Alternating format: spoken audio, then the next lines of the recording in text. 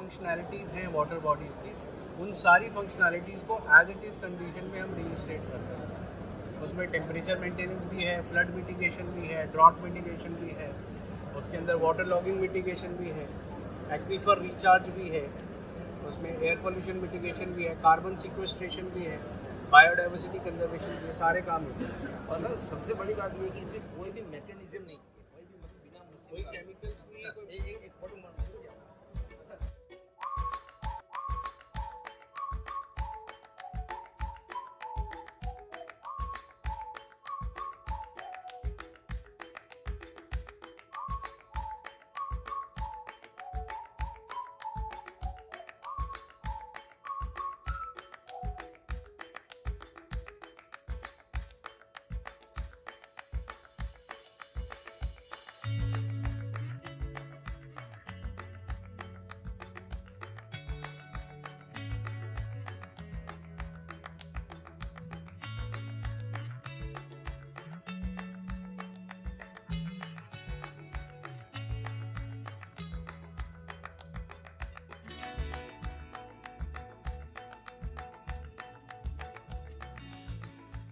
किस चीज़ के बारे में आपने स्टॉल लगाया वो बताइए। Okay. ये sir, this is a technology that we have invented which is based on Vedic science for resurrection of the native ecology of the water body. अभी क्या होता है, हम लोग वाटर बॉडीज को just as a reservoir of water लेके चलते हैं, राइट। वहाँ पानी जमा है, वाटर लॉगिंग की तरह पानी जमा है, which is a wrong proposition, it is a wrong definition of a water body, ठीक है। अगर आप इवोल्यूशन ऑफ अर्थ देखें तो evolution of life started in ocean which was a marine ecology, ठीक है। Life propagated from oceans to surface, terrestrial life, right. पहले मछलियाँ थी, फिर एम्फीबियंस आए like frogs and turtles, then there was a terrestrial life eventually. अब terrestrial life जो है वो मरीन वाटर के ऊपर डिपेंड नहीं कर सकती, that was a new variety, a new species. That is why nature created surface water bodies, right? Now, surface water bodies have got sweet water, oceans have got saline water, right? वो salinity अगर terrestrial beings consume करेंगे तो they'll go mad, उनका पूरा nervous system हिल जाएगा, उनका पूरा brain हिल जाएगा। इसीलिए जब terrestrial life का evolution हुआ तो terrestrial life के लिए उस हिसाब के environment को भी generate करना ज़रूरी था। That is how surface water bodies came into being. Now, surface water bodies have got huge number of ecosystem services to provide. जैसे aquifer recharge है, it's a natural function of a water body. या aquifer correction है। अभी आपको दिल्ली में कई जगह पे आपको मिलता है कि जो एक्वीफर है वो ब्रैकिश है, वो सलाइन है, राइट। तो वो सलाइन क्यों है? वो सलाइन इस वजह से बिकॉज सरफेस वाटर बॉडीज जो हैं वो कंटामिनेटेड हैं, वो पोल्यूटेड हैं, वो सिक है, राइट।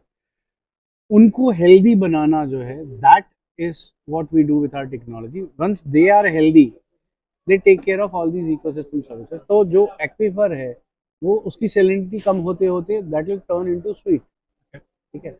नॉर्दर्न हरियाणा का जो पार्ट है, जैसे आपका रोहतक है, झज्जर है, सोनीपत है, इन सब में जो एक्वीफर है वो पूरी तरीके से सलाइन है। अगर आपने उसको इरिगेशन के लिए यूज किया तो खेत बंजर हो जाएंगे, ठीक है। But we have done it in practical, shown it to government. Rohtak में हमने रूरल में एक प्रोजेक्ट करके उनको दिखाया कि सरफेस वाटर बॉडी को हेल्दी करने से जो सेलिनिटी ऑफ द एक्वीफर है उसके ऊपर इम्पैक्ट पड़ रहा है, उसकी सेलिनिटी घट रही है। तो this is another one of the services. Biodiversity conservation is a service of a natural water body, right? Air pollution mitigation is a service. आपका ambient temperature maintenance, अभी जितना हम अर्बनाइजेशन करते जा रहे हैं, जितना कॉन्क्रीटाइजेशन करते जा रहे हैं, everything is adding to heat in the city area, right. आप कभी भी देखोगे जो सिटीज हैं they are warmer than the villages, right. The reason behind this is concretization. Concrete heat absorb नहीं करता, सॉइल करती है, राइट। आप जितना ज़्यादा कॉन्क्रीटाइजेशन करोगे उतनी ज़्यादा इंफ्रारेड जो है वो रिफ्लेक्ट करेगी, और वो रिफ्लेक्ट करेगी तो कहाँ जाएगी? वो एटमॉस्फेयर में रहेगी ना, तो it will increase the temperature. Now, if you have a water body, it will absorb that excess of heat, right? So ambient temperature maintenance. अब आपने अगर टेम्परेचर मेंटेन किया हुआ है, एयर पोल्यूशन आपने मैनेज किया हुआ है, मॉइस्चर आपने मैनेज किया हुआ है, जाहिर सी बात है it will impact on the rainfall also, right? So everything is interconnected. The living world is having a symbiotic interdependence among each other, like animals to plants, plants to microbes, and things like that. Understood. Two questions. Yeah. एक first question is कि air pollution को कैसे हम कम कर रहे हैं with this technology, and what is the technology we are using? Okay. So basically क्या है कि जिसको हम एयर पोल्यूशन कहते हैं आज की डेट में, what is that? That is particulate matter. ठीक है, PM 0.5 बोलो, PM5 बोलो, PM 2.5 बोलो, PM10 बोलो, whatever you may call it, it is a particulate matter. Now, what is the definition of a particulate matter? It is freely floating solid particles in air. Now, why are they floating freely? Because they are all positively charged. ठीक है? Why they are floating is because they are not getting a surface to land. Now, let's look at the water body. Every healthy water body, they got a top surface which is negatively charged. ठीक है, तो positively charged particles will get attracted naturally. They'll settle down. They'll get wet and they'll sink. ठीक है, तो particulate matter हट गया, air pollution खत्म हो गया. That is one kind of exchange. Second kind of exchange, every water body does photosynthesis. Right.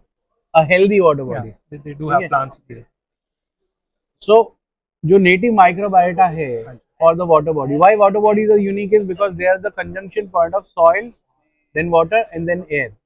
These are the only three possible medias for the microbiota to survive. Right? अब ये तीनों आगे water bodies में मिलते हैं, तो जाहिर सी बात है water body में जो variety होगी, variety of species, that will be huge. Right? अब ये जो सिंगल सेल्ड ऑर्गेनिज्म होते हैं ये ऑटोट्रॉफिक होते हैं. Autotrophic means they will prepare their own food, right? तो वो चाहे मीथेन सिंथेसिस हो, चाहे वो सल्फर सिंथेसिस हो, चाहे वो फोटोसिंथेसिस हो, they will be doing it, right? Photosynthesis के लिए आपको क्या चाहिए? एक तो चाहिए फोटोन जो सनलाइट से मिल गए, दूसरा आपको चाहिए कार्बन. कार्बन कहाँ से आएगा? You have green house gases in the air that will be absorbed by the water body. So every water body in a natural healthy condition is a blue carbon sink. ठीक है? Another exchange with the air is absorption of greenhouse gases. तो greenhouse gas concentration कम हुआ air में, आपका particulate matter सारा remove हुआ. ठीक है? Third is because of photosynthesis happening within the water, it will first be added to dissolved oxygen level within water. But once the production is beyond the holding capacity of water, it will be emitted in the air. So air will be more oxygenated around a water body, right? That is why when you sit next to a natural water body in a healthy condition, you feel rejuvenated, because you get tired because your brain gets tired, right? 80% of the oxygen that we breathe in is consumed by our brain. So if your brain gets extra oxygen, it will feel rejuvenated, right? So that is how there is a ripple effect on all the plants, all the animals around a water body, right? तो air pollution mitigation इस तरीके से होता है. Aquifer correction मैंने आपको बता दिया, एक्वीफर रिचार्ज मैंने आपको बता दिया. अब क्या होता है कि flood mitigation, drought mitigation and water logging mitigation is also done by the water bodies naturally. भाई वाटर बॉडी है मतलब सरफेस से तो गड्ढा ही है ना, तो एक तो ग्रेविटेशनल पुल हो गया, जहां भी आसपास वाटर होगा it will be pulled up, right? दूसरी चीज, एक बड़ा इंपॉर्टेंट कैरेक्टर है कि जो वाटर मॉलिक्यूल होता है it is bipolar. Top is negatively charge and bottom is positively charge. उसका जो स्ट्रक्चर होता है, सेंटर में ऑक्सीजन होता है, ऊपर दो इलेक्ट्रॉन्स लगते हैं जो कि निगेटिवली चार्ज है, और नीचे दो हाइड्रोजन होते हैं जो कि पॉजिटिवली चार्ज है. तो water molecule is bipolar like a battery, right? So there is a electromagnetic force that binds all the water particles together, molecule by molecule. They'll form a mesh, right? उसकी वजह से क्या होता है कि water will keep attracting more water. ठीक है. Important factor is water is there everywhere. Soil में अगर वाटर नहीं होगा, no seed can germinate. Air में अगर वाटर नहीं होगा, we can not breathe in. ठीक है. That is why where you have high humidity in air like coastal region, वहां पे air is relatively always fresh. आपको जो सफोकेशन दिल्ली में महसूस होता है सर्दियों में, वो आपको मुंबई में नहीं होगा, right? Because air is always fresh, because you have such huge water body next to the city, right? So water is there everywhere. Vapour में भी वाटर है, सॉइल मॉइस्चर में भी वाटर है, वाटर तो वाटर है ही है, right? Because of this there is a ripple effect even on the rainfall. There is a ripple effect even in the what do you call humidity in the air, and ripple effect into the soil moisture. उसके अलावा क्या होता है कि जो surface water body होती है वो अंडरग्राउंड एक्वीफर से लिंक्ड होती है वाया सॉइल कैपिलरी. ठीक है. तो अगर सॉइल कैपिलरी ने कनेक्शन बनाया हुआ है, that means your water body is perennial. ना तो वो गर्मियों में सूख सकती है, ना तो वो मानसून में ओवरफ्लो कर सकती है, क्योंकि a cup will get filled in only when the bottom is solid. If the bottom is porous, आप ऊपर से डालते जाओ वो नीचे गिरता जाएगा, right? That is the structure of a healthy water body. नीचे कोई स्लज नहीं होता चोक करने के लिए, नीचे सॉइल कैपिलरी है which is linking it to the underground aquifer. अब मानसून में बहुत बारिश होगी तो पानी नीचे जाएगा, एक्वीफर को रिचार्ज करेगा. पीक ऑफ समर्स में when the evaporation rate is high, पानी नीचे से ऊपर आएगा और वाटर बॉडी को रिचार्ज करेगा. तो वाटर बॉडी हमेशा 12 महीना भरी रहेगी और पानी कभी कम नहीं होगा. Our technology is what we have invented. It is called Cownomics technology. It is based on Vedic science. What we do is we study the water body, understand the challenges and the limitations. जैसे वो किस agroclimatic zone में है, और किस तरह की weeds आ रही हैं, किस तरह का कंटामिनेशन आ रहा है, वॉल्यूम ऑफ कंटामिनेशन क्या है, टाइप ऑफ कंटामिनेशन क्या है, कोई एक्वाटिक लाइफ है कि नहीं है, algal bloom है कि नहीं है, मच्छर हैं कि नहीं है, what kind of birds are there. All this thing creates that biosphere, microbiosphere of that particular water body. वो water body को study करने के बाद we make a medicine which is 100% botanical extract, and this botanical extract is in concentrated form. This is shipped to the location, amalgamated with fresh water from the same agroclimatic zone, and poured into the water body early morning at the time of sunrise. During the day when photons are available, this entire medicine is synthesized by the aqua ecology and the resurrection process. जब आप लोग water body आते हैं कितना time लेते हैं evaluate करने के लिए कौन सा medicine? Hardly about 4-5 days, maximum a week.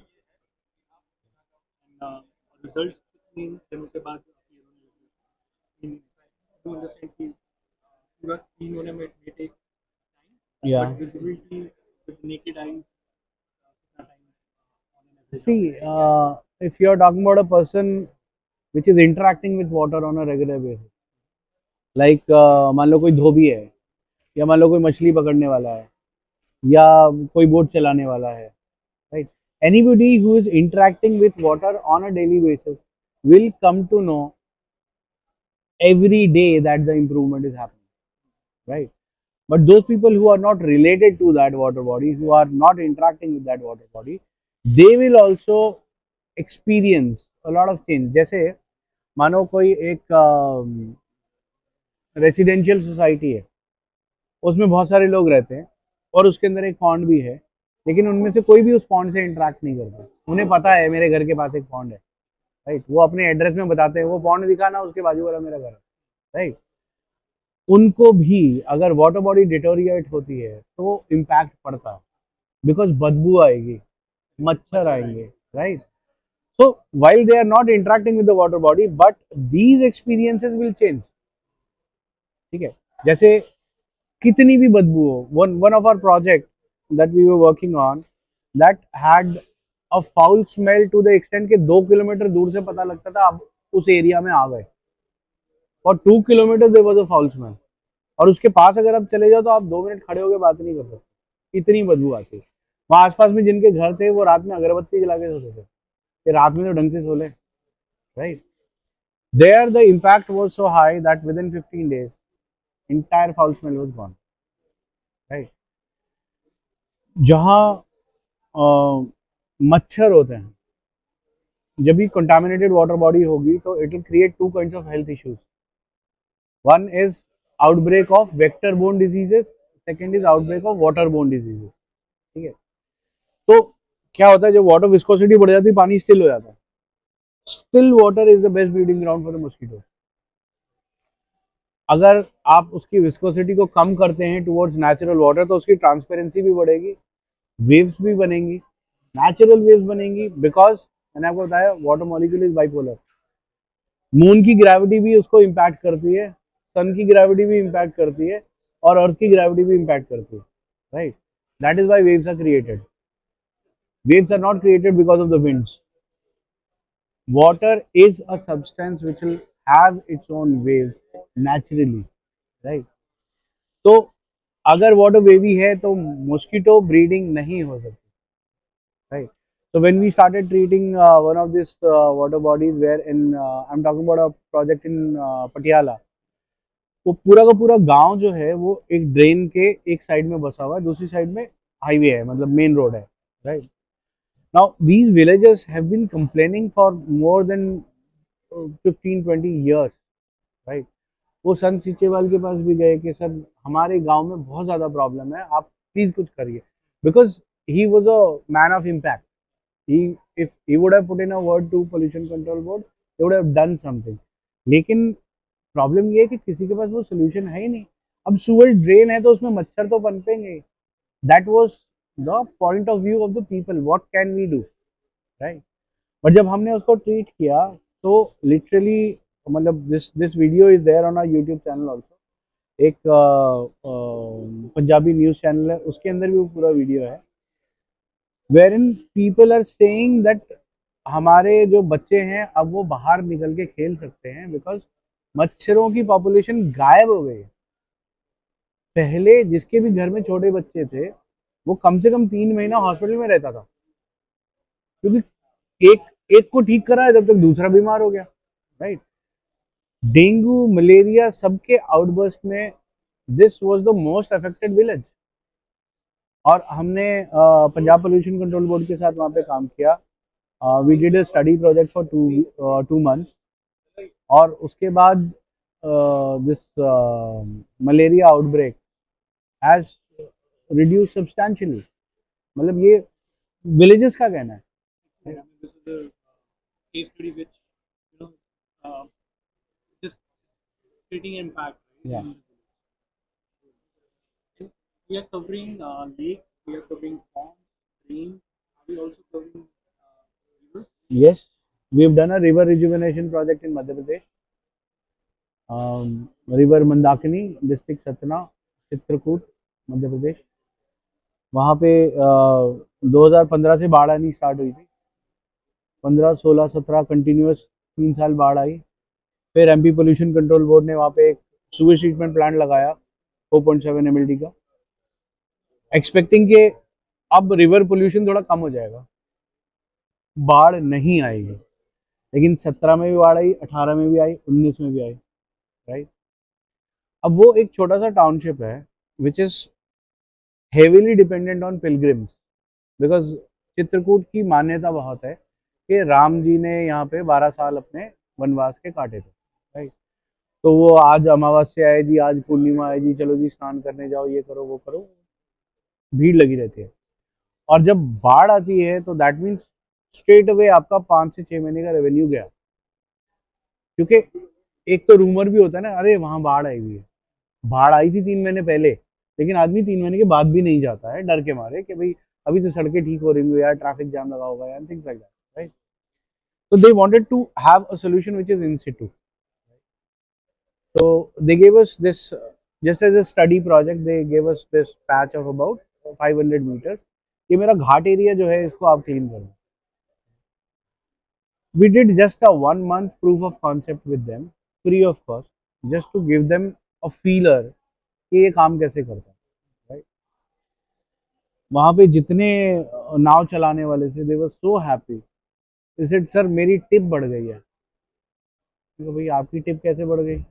ये सर पानी इतना ट्रांसपेरेंट है 20 फीट नीचे तक दिखाई देता है, इतनी बड़ी बड़ी मछली दिखती है, जो हम जिनको बोटिंग के लिए लेके जाते हैं उनको बोलते हैं कि वो राम जी के ज़माने की मछली है. हमको ज़्यादा टिप मिलती है कि हमने अच्छे से एक्सप्लेन किया, राइट. तो ट्रांसपेरेंसी बढ़ गई है. Maneuvering of the boat has become very very easy. पहले हम बोट चलाते थे तो जो चप्पू था वो जो सबमर्ज्ड वीड्स होती है हाइड्रिला उसके अंदर इंटैंगल हो जाता था, तो उसमें बड़ी मुश्किल लगती थी उसको छुड़ाने में. मैंने कहा अब क्या होता है? कहता अब हमारी जो पतवार लगती है तो वो टूट जाता है. So it is very comfortable maneuvering the boat, and water has got a velocity now because viscosity कम हो गई तो velocity बढ़ गई. So that case study was covered by ABP News also, Aaj Tak also. They are on their YouTube channel. I think So, these are the so that is the impact irrespective of what kind of water bodies we have. Thank you very much for sharing details. Thank you, sir. Explaining the Thanks for technology coming, so sir. Thanks for coming, sir. we look We've been awarded by Jal Shakti Mantralaya as Water Hero, and we are a partner of Amrut 2.0 for Ministry of Housing and Urban Affairs. We're doing project with both of them in different parts of the country, and we are also a member of Indo-Nordic Water Forum for Nordic countries, Swadeshi Science Movement of India, Groundwater Youth Network of UNESCO. This is a YouTube channel. You can just scan this. You get a lot of video lectures and case studies and things like that. Thank you, sir. Thanks for coming, sir.